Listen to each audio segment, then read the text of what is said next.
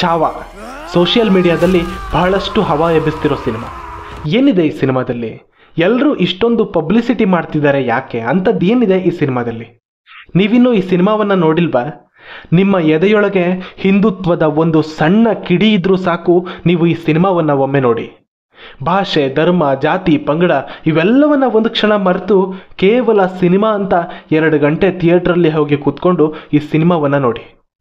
ನಿಮ್ಮ ಕಣ್ಣಲ್ಲಿ ಒಂದೇ ಒಂದು ಹನಿ ಕಣ್ಣೀರು ಬಂದರೂ ನಿಮ್ಮೊಳಗೆ ಹಿಂದುತ್ವದ ಕಿಡಿ ಇನ್ನೂ ಜೀವಂತವಾಗಿದೆ ಅನ್ನೋದು ನಿಮಗೆ ಅರ್ಥವಾಗುತ್ತೆ.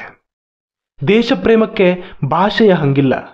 ನಮ್ಮ ಸ್ವಾತಂತ್ರ್ಯಕ್ಕೆ ಹೋರಾಡಿದವರೆಲ್ಲ ಕನ್ನಡಿಗರ ಅಲ್ವಾ ಅಂತ ನಾವು ಯಾವತ್ತೂ ನೋಡಿಲ್ಲ.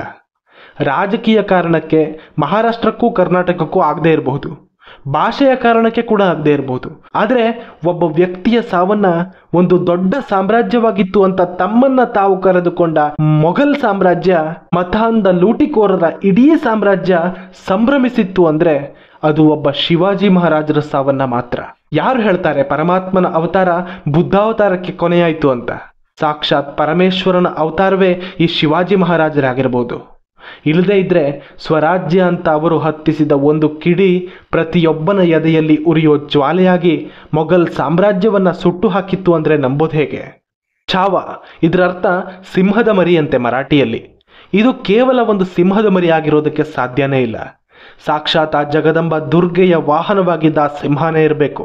ಅಂತಹ ಸಿಂಹದ ಮರಿಯನ್ನ ಮೋಸದಿಂದ ಸೆರೆ ಹಿಡಿದು ತಂದು ಚಿತ್ರಹಿಂಸೆ ಕೊಟ್ಟು ಆ ನೋವನ್ನ ತಡೆದುಕೊಳ್ಳೋಕಾಗದೆ ಪ್ರಾಣಭಿಕ್ಷೆ ನೀಡುವವರೆಗೂ ತಾನು ಕಿರೀಟ ತೊಡೋದಿಲ್ಲ ಅಂತ ಶಪಥ ಮಾಡಿದ್ದ ಔರಂಗಜೇಬನಿಗೆ ಸಂಭಾಜಿ ಮಹಾರಾಜರಿಂದ ಪ್ರಾಣಭಿಕ್ಷೆ ಕೇಳಿಸೋಕ್ಕಾಗೋದಿರಲಿ, ಅವರ ಬಾಯಲ್ಲಿ ಸಣ್ಣದೊಂದು ನೋವಿನ ಆಕ್ರಂದನವನ್ನ ಕೂಡ ಹೊರಡಿಸೋದಕ್ಕೆ ಸಾಧ್ಯವಾಗಲಿಲ್ಲ ಅಂದ್ರೆ ಇದಕ್ಕಿಂತ ದೊಡ್ಡ ಸೋಲು ಆತನಿಗೆ ಇನ್ನೊಂದಿರೋದಕ್ಕೆ ಸಾಧ್ಯನಾ? ಸಂಭಾಜಿ ಮಹಾರಾಜರ ಉಗುರುಗಳನ್ನ ಒಂದೊಂದಾಗಿ ಕೀಳಿಸ್ತಾನೆ. ಅವರ ದೇಹದ ಮೇಲಾಗಿದ್ದ ಗಾಯಕ್ಕೆ ಉಪ್ಪನ್ನ ಸವರಿಸ್ತಾನೆ. ಕಾದ ಕಬ್ಬಿಣದ ಸಲಾಕೆಯಿಂದ ಕಣ್ಣನ್ನ ಚುಚ್ಚಿ ಕಣ್ಣನ್ನ ಕೀಳಿಸ್ತಾನೆ. ಅದು ಸಾಕಾಗದೆ ಜೀವಂತವಾಗಿರೋವಾಗಲೇ ನಾಲಿಗೆ ಕೀಳಿಸ್ತಾನೆ. ಈ ಸಿನಿಮಾದಲ್ಲಿ ತೋರಿಸಿರೋದು ಇಷ್ಟೇ. ಇನ್ನೂ ಹೆಚ್ಚು ತೋರಿಸಿದ್ರೆ ಹಿಂದುತ್ವದ ಕಿಚ್ಚನ್ನ ಎದೆಗೆ ಹಚ್ಕೊಂಡವನು ಅದನ್ನ ನೋಡಿ ಸಹಿಸ್ಲಾರ ಅಂತ ನಿರ್ದೇಶಕರು ಅಂದುಕೊಂಡಿದ್ರು ಏನೋ. ಅವರ ಕೈಕಾಲುಗಳನ್ನ ಕತ್ತರಿಸಿ ತಲೆ ಕಡಿದು ದೇಹವನ್ನ ತುಂಡು ತುಂಡು ಮಾಡಿದ್ರೂ ಆತನ ಕೋಪ ತಣದಿರಲಿಲ್ಲ. ಅಂದ್ರೆ ಔರಂಗಜೇಬನ ಎದೆಯಲ್ಲಿ ಈ ಸಿಂಹದ ಮರಿ ಸಂಭಾಜಿ ಮಹಾರಾಜರು ಹುಟ್ಟಿಸಿದ್ದ ಭಯ ಇನ್ನೆಂಥದ್ದಾಗಿರ್ಬೋದು. ಒಬ್ಬ ವ್ಯಕ್ತಿಯನ್ನ ಇಷ್ಟೊಂದು ದ್ವೇಷಿಸಬೇಕು ಅಂದ್ರೆ ಆತ ಅವರನ್ನ ಅದೆಷ್ಟು ಕಾಡಿರಬೇಡ. ಶಿವಾಜಿ ಮಹಾರಾಜರು ಇನ್ನಿಲ್ಲ ಅಂತ ಗೊತ್ತಾದಾಗ ಈ ಔರಂಗಜೇಬ ಇಡೀ ಮರಾಠ ಪ್ರಾಂತ್ಯವನ್ನ ಸುಲಭವಾಗಿ ವಶಪಡಿಸ್ಕೊಳ್ಬಹುದು ಅಂತ ಅನ್ಕೋತಾನೆ. ಆತನ ಆಸೆಗೆ ತಣ್ಣೀರೆರಚಿದವರು ಇದೇ ಸಂಭಾಜಿ ಮಹಾರಾಜರು. ಲಕ್ಷಗಟ್ಟಲೆ ಸೈನ್ಯ ಇದ್ರೂ ಕೂಡ 25,000 ಕೂಡ ಇರದೇ ಇರೋ ಸಂಭಾಜಿ ಮಹಾರಾಜರ ಸೇನೆಯನ್ನ ಎದುರಿಸೋದಕ್ಕೆ ಸಾಧ್ಯ ಆಗಲಿಲ್ಲ ಅಂದ್ರೆ ಆತ ಅದೆಂಥ ವೀರನಿರ್ಬೋದು. ಈ ಔರಂಗಜೇಬ ಎಂಥವನು? ನಮ್ಮ ಪಠ್ಯ ಪುಸ್ತಕಗಳು ಅವನನ್ನ ಮೊಘಲ್ ಸಾಮ್ರಾಟ ಅಂತ ವೈಭವೀಕರಿಸುತ್ತೆ. ರಸ್ತೆಗಳಿಗೆ ಅವನದ್ದೇ ಹೆಸರು, ಊರಿಗೆ ಅವನದ್ದೇ ಹೆಸರು. ಇನ್ನು ಅವಕಾಶ ಸಿಕ್ಕಿದ್ರೆ ದೇಶದಲ್ಲಿ ಅವನ ಹೆಸರಲ್ಲಿ ಒಂದು ಪ್ರಶಸ್ತಿಯನ್ನ ಕೂಡ ಘೋಷಿಸ್ತಾ ಇದ್ರೋ ಏನೋ. ಆದರೆ ಅವ್ರು ಯಾರಿಗೂ ಆ ಯೋಚನೆ ಬಂದಿರಲಿಕ್ಕಿಲ್ಲ. ತನ್ನ ಅಣ್ಣನಾದ ಧಾರಾಶಿಕೋವನ್ನ ಕೊಂದು ತಾನೇ ಜೈಲಿನಲ್ಲಿಟ್ಟಿದ್ದ ತನ್ನ ತಂದೆಗೆ ಅಣ್ಣನ ತಲೆಯನ್ನ ಉಡುಗೊರೆಯಾಗಿ ಕಳಿಸಿದ್ದ ಅತ್ಯಂತ ನೀಚ ಕಿರಾತಕ ಈ ಔರಂಗಜೇಬ. ಅಧಿಕಾರದ ಆಸೆಗೆ ತನ್ನವರನ್ನೆಲ್ಲ ಕೊಂದು ಅವರ ಸಮಾಧಿಯ ಮೇಲೆ ಒಂದು ಕುರ್ಚಿ ಇಟ್ಟು ಕುಳಿತಿದ್ದ. ಅದನ್ನ ಸಿಂಹಾಸನ ಅನ್ನೋದಕ್ಕೂ ಕೂಡ ನನಗೆ ನಾಚಿಕೆ ಆಗುತ್ತೆ. ಅಂಥವನಿಗೆಲ್ಲೇ ಅರ್ಥವಾಗಬೇಕು ಈ ಸಂಭಾಜಿ ಮಹಾರಾಜರ ಸಾಮರ್ಥ್ಯ. ಅವರನ್ನ ಬಂಧಿಸಿಟ್ಟಾಗ ಔರಂಗಜೇಬ ಈ ಸಂಭಾಜಿ ಮಹಾರಾಜರಿಗೆ ಆಮಿಷ ತೋರಿಸ್ತಾ ಹೇಳ್ತಾನೆ, ಸಂಭಾಜಿ ಹಠ ಮಾಡಬೇಡ, ಮನಸ್ಸು ಮಾಡು, ನಿನಗೆ ಈ ನರಕ ಅನುಭವಿಸೋದು ತಪ್ಪುತ್ತೆ. ಜೀವನ ಚೆನ್ನಾಗಿರೋ ಹಾಗೆ ನಾನು ಮಾಡ್ತೀನಿ, ನಮ್ಮ ಕಡೆ ಬಂದ್ಬಿಡು, ಧರ್ಮವನ್ನ ಮಾತ್ರ ಬದಲಾಯಿಸ್ಕೊಂಡ್ರೆ ಸಾಕು ಅಂತ. ಅದಕ್ಕೆ ಸಂಭಾಜಿ ಮಹಾರಾಜರು ನಗ್ತಾರೆ, ಔರಂಗ, ನಿನಗೆ ಅಷ್ಟನ್ನೂ ಮಾಡಬೇಕಾದ ಅವಶ್ಯಕತೆ ಇಲ್ಲ. ನೀನು ನಿನ್ನ ಧರ್ಮವನ್ನ ಕೂಡ ಬದಲಾಯಿಸೋದು ಬೇಡ, ನೀನೇ ನಮ್ಮ ಕಡೆ ಬಂದ್ಬಿಡು, ನಿನ್ನ ಜೀವನವನ್ನ ನಾನು ಬದಲಾಯಿಸ್ತೇನೆ ಅಂತ ಅಂತಾರೆ. ಅದು ಸಂಭಾಜಿ ಮಹಾರಾಜರ ತಾಕತ್ತು. ಆತ ತನ್ನ ದೇಹದ ಮೇಲೆ ಸಹಿಸಲಾಗದಷ್ಟು ಚಿತ್ರಹಿಂಸೆ ನೀಡ್ತಿದ್ರು ಕೂಡ ಅದೆಲ್ಲವನ್ನ ಸಹಿಸಿ ನಿಂತಿದ್ದ ಆ ಶಕ್ತಿ ಅದಿನ್ನೆಂಥದ್ದಿರಬೇಡ. ಸಾಮಾನ್ಯ ವ್ಯಕ್ತಿಯಾಗಿದ್ರೆ ಅದನ್ನೆಲ್ಲ ಸಹಿಸಲಾಗದೆ ಬದಲಾಗಿ ಬಿಡ್ತಾ ಇದ್ನೋ ಏನೋ. ಯಾಕಂದ್ರೆ ಇಂಥ ಲಕ್ಷಾಂತರ ಕ್ರೂರತೆಯ ಮುಳ್ಳಿನ ಮೇಲೆ ನಿರ್ಮಾಣವಾಗಿತ್ತು ಆ ಮೊಘಲ್ ಸಾಮ್ರಾಜ್ಯ. ಈ ಸಂಭಾಜಿ ಮಹಾರಾಜರಿಗೆ ಅಷ್ಟೆಲ್ಲ ಅನುಭವಿಸಬೇಕಾದ ಅವಶ್ಯಕತೆ ಆದ್ರೂ ಏನಿತ್ತು? ಸ್ವರಾಜ್ಯ ಅಂತ ಅಷ್ಟೆಲ್ಲ ಮಾಡಬೇಕಾದ ಅವಶ್ಯಕತೆ ಆದ್ರೂ ಏನಿತ್ತು? ಈತನ ಜೊತೆ ಕೈ ಜೋಡಿಸಿದ್ರೆ ಹಾಯಾಗಿ ರಾಜ್ಯಭಾರ ಮಾಡ್ಕೊಂಡಿರ್ಬಹುದಿತ್ತಲ್ಲ.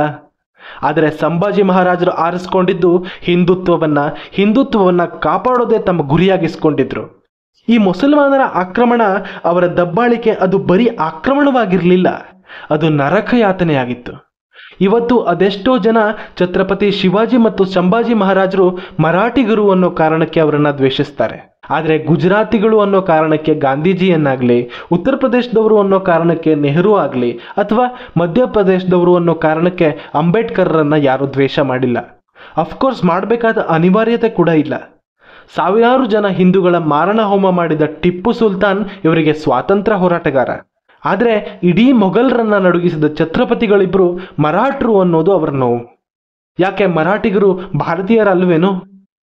ವಸುದೈವ ಕುಟುಂಬಕಂ ಅನ್ನೋ ಕಾನ್ಸೆಪ್ಟ್ನಲ್ಲಿ ಜೀವಿಸಿದ ಭಾರತೀಯರಿಗೆ ಮರಾಠರು ಹೊರೆಯಾಗಿದ್ದು ಹೇಗೆ, ಯಾವಾಗ, ಅದು ಗೊತ್ತಿಲ್ಲ. ಕನ್ನಡ ನನ್ನ ಮಾತೃಭಾಷೆ. ಈ ಭಾಷೆ ತಾಯಿಗೆ ಸಮಾನವಾಗಿರೋ ಭಾಷೆ. ಹಾಗೆ ದೇಶ ಕೂಡ ನಮ್ಮ ತಾಯಿನೇ.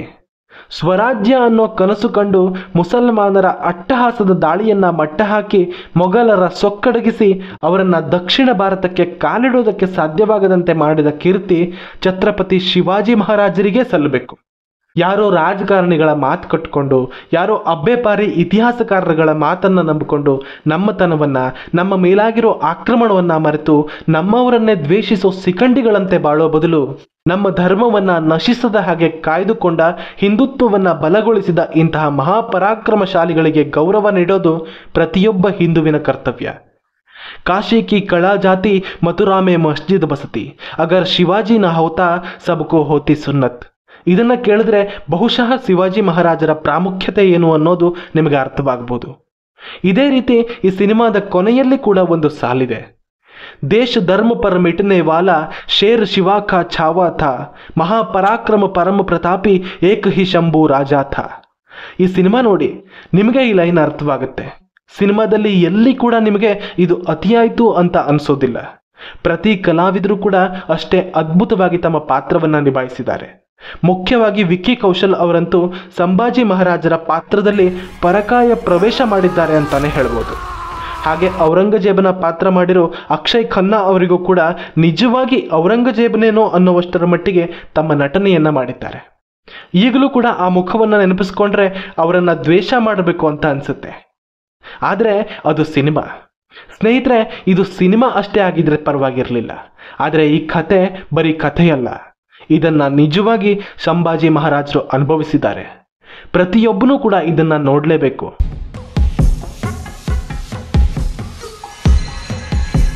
ಸ್ನೇಹಿತರೆ, ಇದಾಗಿತ್ತು ಈ ಸಿನಿಮಾದ ಬಗ್ಗೆ ನನ್ನ ಅಭಿಪ್ರಾಯ. ಇಂತಹ ಹಿಂದುತ್ವದ ಕುರಿತಾದ ಸಾಕಷ್ಟು ವಿಡಿಯೋಗಳಿಗಾಗಿ ನಮ್ಮ ಕನ್ನಡ ಕದಂಬ ಚಾನಲ್ಗೆ ಸಬ್ಸ್ಕ್ರೈಬ್ ಮಾಡಿ. ಜೈ ಜಗದಂಬ. ಹರ ಹರ ಮಹಾದೇವ್.